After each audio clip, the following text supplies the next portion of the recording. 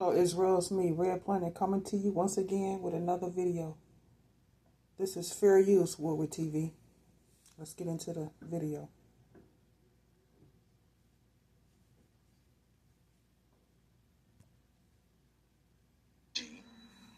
And now the tech world is already talking about 6G. Now 6G isn't just about faster internet. It's about revolutionizing connectivity in ways we can barely imagine. We're talking terahertz frequencies, speeds 100 times faster than 5G, and virtually zero latency, which means instant data transfer, no lag, and a whole new level of real-time communication. So imagine holographic calls, so realistic it feels like the person is in the room with you. And of course, there eventually would be AI-driven smart cities that react instantly to changes, and even brain-computer interfaces that could allow thoughts to control devices. Many companies want this because 6G is expected to power fully autonomous AI, quantum computing networks, and immersive virtual worlds. But the tech is still in early research stage. As long as they're dealing with AI, Israel, I think they way past 6G and working on 7G. Because 6G already been put in place, Israel. So now that we getting past 5G, they're already working with 6G. They already advanced on 7G. And the numbers just going to keep going up as long as they're working with AI. Ages. And experts predict we won't see real 6G networks until around 2030. There are also big challenges like energy consumption, infrastructure costs, security risk. So while 6G might sound like science fiction today, we all know how that goes. It's closer than we think. And when it does arrive, it's going to change everything. Again. And when it does arrive, I have a sneaking suspicion that so will another outbreak.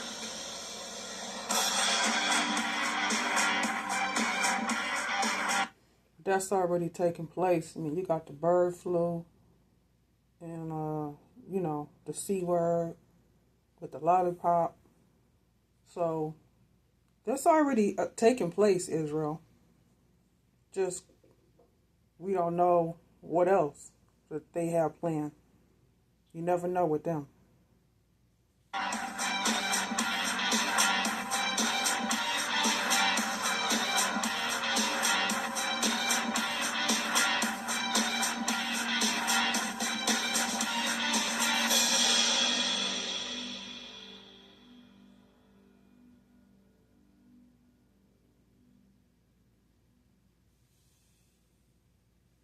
Ship delivers same day from local stores to your door, which means we see, well, a lot of doors.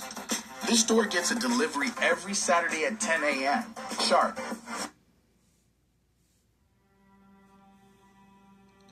All right, so let's talk about Arthur Firstenberg, who is a researcher and activist who's known for his ideas about electricity, wireless technology, and its impact on life. Firstenberg is best known for his book, The Invisible Rainbow, A History of Electricity and Life, where he lays out this theory. And that theory is that the rise of electrical technology, from the first telegraph wires to today's wireless networks, has fundamentally changed the natural world with each new innovation, and has been affecting human health and even the environment ever since.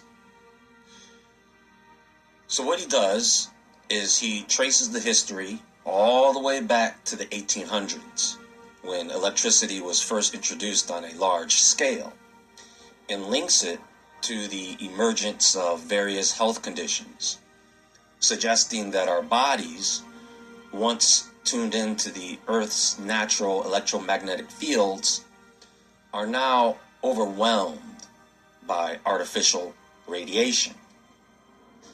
He even connects major historical disease outbreaks to the rollout of new electrical infrastructures, from the installation of radar and radio waves to the arrival of cell towers and Wi-Fi. Of course, mainstream science largely dismisses his claims, arguing there's no concrete proof that electromagnetic fields cause widespread harm, and we should all know better than to trust or appeal to authorities such as the World Health Organization, since they're the ones who want to be the authorities on this topic of EMF radiation affecting human health. But first, Furstenberg and his supporters believe we've underestimated the biological impact of constant high-frequency exposure.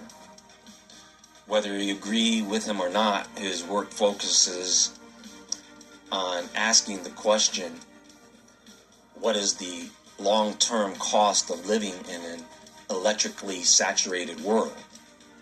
And with 5G, 6G, and beyond on the horizon, are we heading toward a future full of electromagnetic chaos?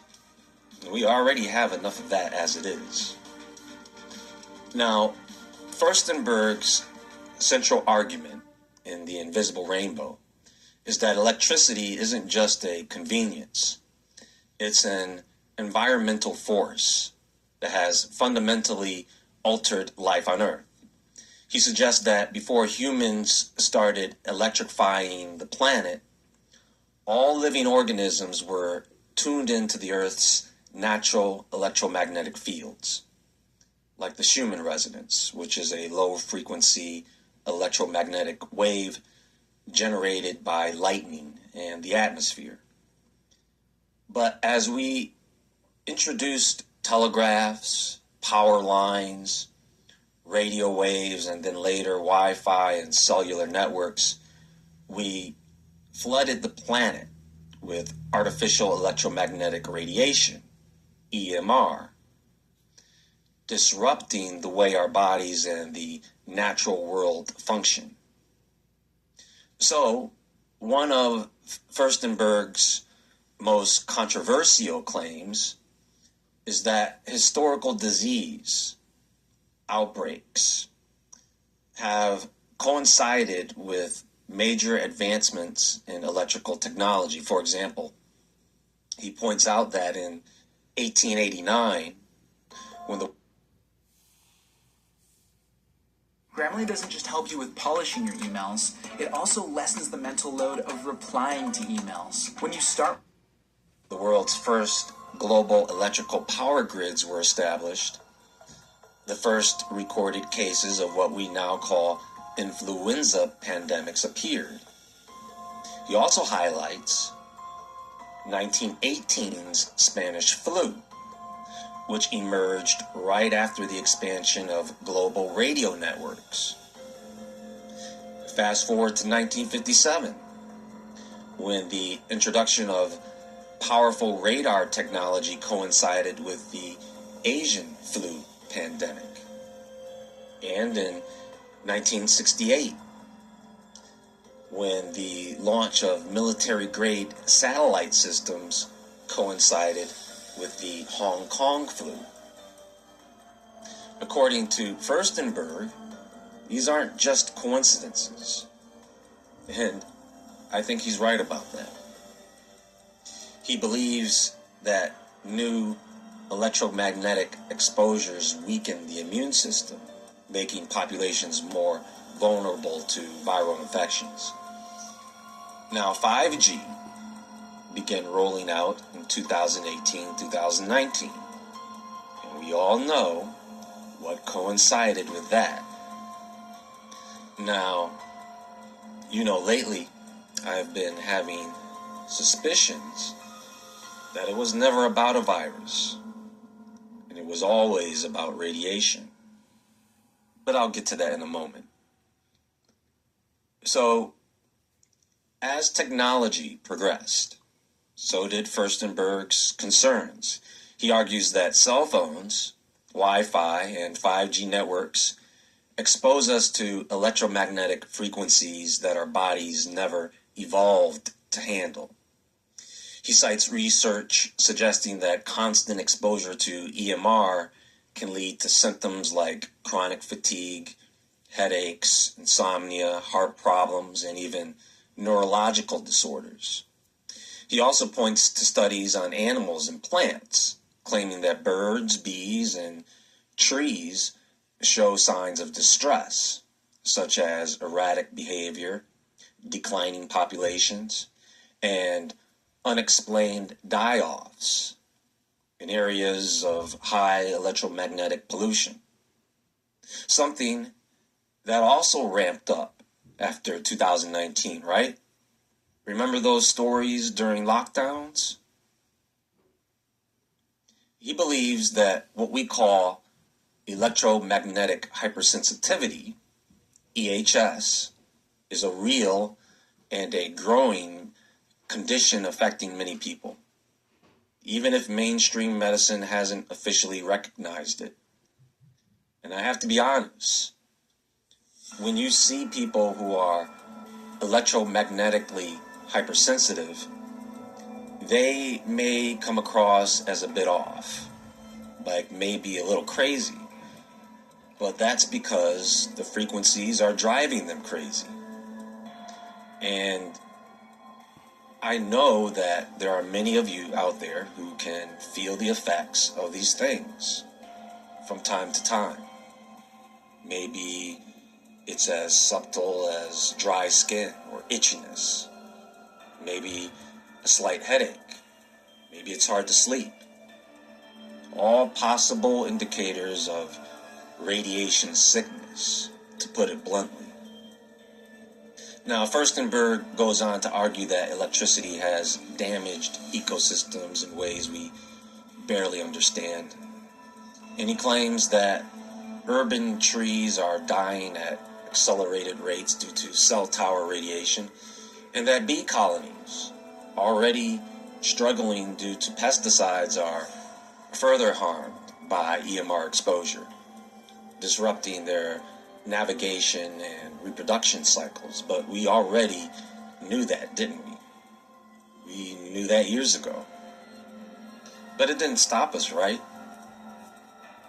He believes that whales and dolphins stranding themselves on beaches could be linked to electromagnetic pollution, interfering with their natural sonar. Essentially, he warns that our electrified world is silently reshaping nature, and we might not notice the full effects until it's too late. Now, we know very well that electricity and wireless technology are not completely safe. While critics argue there's no definite proof that EMR is harmful to people. A HELOC isn't the only way to tap into your home's equity. In fact, a home equity investment could be a better option for you. People at everyday levels, like Furstenberg says, just because. But we don't know when they roll out 6G or 7G what it's going to do, because that is, like, to me, radiation. And we know radiation causes cancer and and other stuff.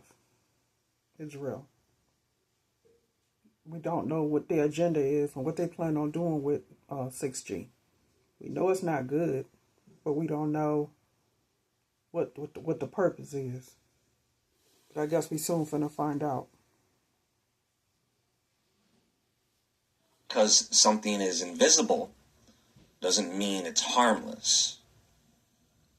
When you compare EMF radiation sickness symptoms to those of a pathogen infection, you will find striking similarities. Both conditions can cause fatigue, headaches, and flu-like symptoms, making it difficult to distinguish between them. And the only thing is that their underlying causes and symptom patterns are very different. So you have fatigue and weakness, both conditions that can leave a person feeling drained and exhausted. There's headaches. People suffering from EMF exposure and viral infections report frequent headaches. Sleep disturbances, insomnia, or disrupted sleep patterns can occur in both cases. Brain fog and dizziness. Difficulty concentrating, confusion, and dizziness are common in both conditions.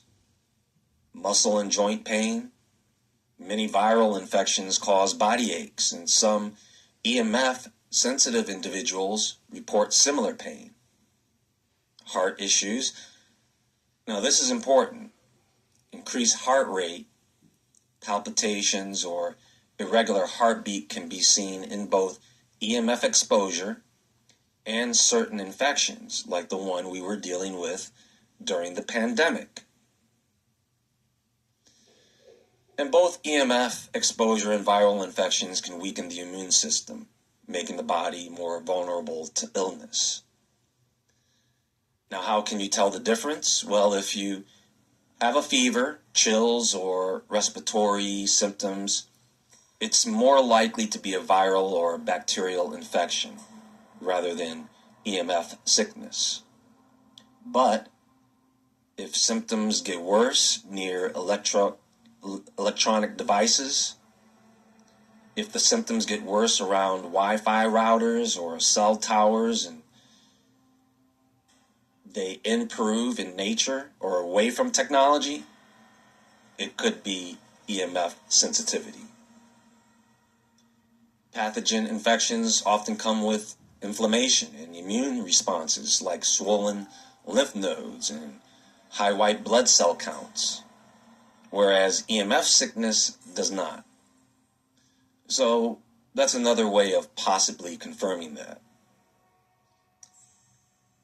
I think the matter here is that because EMF sensitivity is not officially recognized by mainstream medicine, many of its symptoms can be mistaken for chronic fatigue, anxiety, or even viral illnesses, or mental disorders. On the other hand, some researchers speculate that constant exposure to electromagnetic fields could weaken the immune system, making people more susceptible to infections. So either way, the EMFs don't help. While infections follow a clear biological cause and effect pattern, EMF sickness is still debated, with some claiming it's a real physiological condition, and some thinking it's a psychosomatic response. So, what do you think?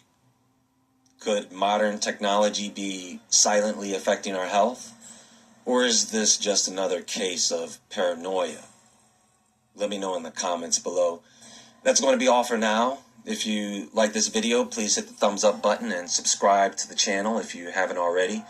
Woodward TV is also available on Rumble. Follow me on Instagram at jwoodward. Everyone have a great day. Stay awake, stay aware, stay safe, and I'll talk to you all soon. Much love, Israel.